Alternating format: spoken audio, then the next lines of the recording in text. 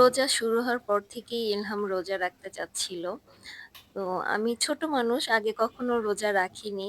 তাই আমি বলতাম সকালবেলা নাস্তা খেয়ে একটা রোজা রাখবা, দুপুরে ভাত খেয়ে আরেকটা রোজা রাখবা, দিনে ২ টা করে। তো ও হচ্ছে দেখে যে বড়রা কেউ খায় না, তো ও পুরা রোজাটাই রাখতে চাচ্ছিল।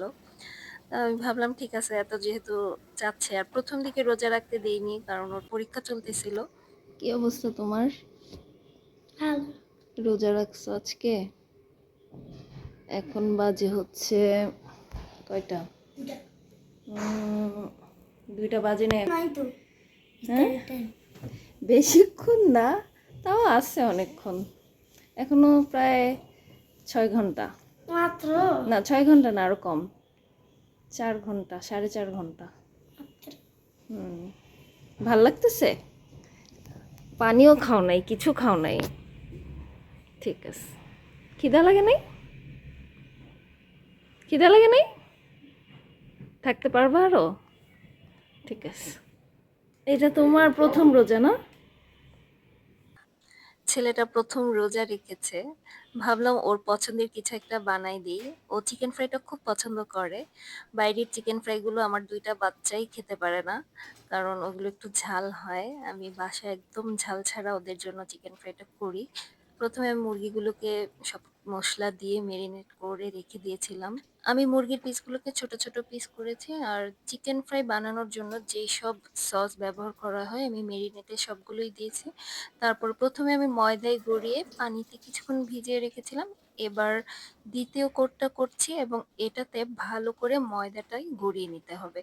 ময়দার সাথে কর্নফ্লাওয়ার এবং ম্যাগির চিকেন স্টকটা আমি মিশিয়ে নিচ্ছি।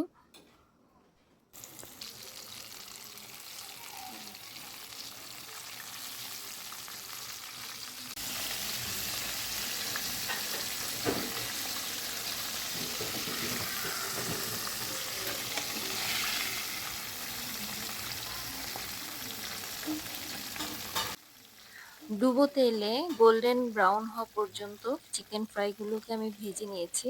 কালারটা যতক্ষণ না গোল্ডেন ব্রাউন কালার আসে ততক্ষণ আর কি, আর চুলার আঁচটা ছিল মিডিয়াম। এই তো, এটা হচ্ছে ইফতারের আগ মুহূর্তে টেবিল সাজানো হলো। এখন সবাই মিলে একটু বসে আমরা অপেক্ষা করব, মোনাজাত ধরবো। হ্যাঁ হ্যাঁ, টুপি দাও একটা। না আজকে প্রথম রোজা না তোমার? ইলহাম, কেমন লাগতেছে? ভালো। পানির পিপাসা? আজানের আগে খাওয়া যাবে না। আর অল্প কিছুক্ষণ। কি হয়েছে তোমার? তুমিও তো রোজা রাখছো। তুমিও তো রোজা রাখছো। এই যে তুমি না না, ভালো লাগছে আজকে সারাদিন? কালকেও রোজা রাখতে চাও? ইনশাল্লাহ। ইনশাল্লাহ, ঠিক আছে।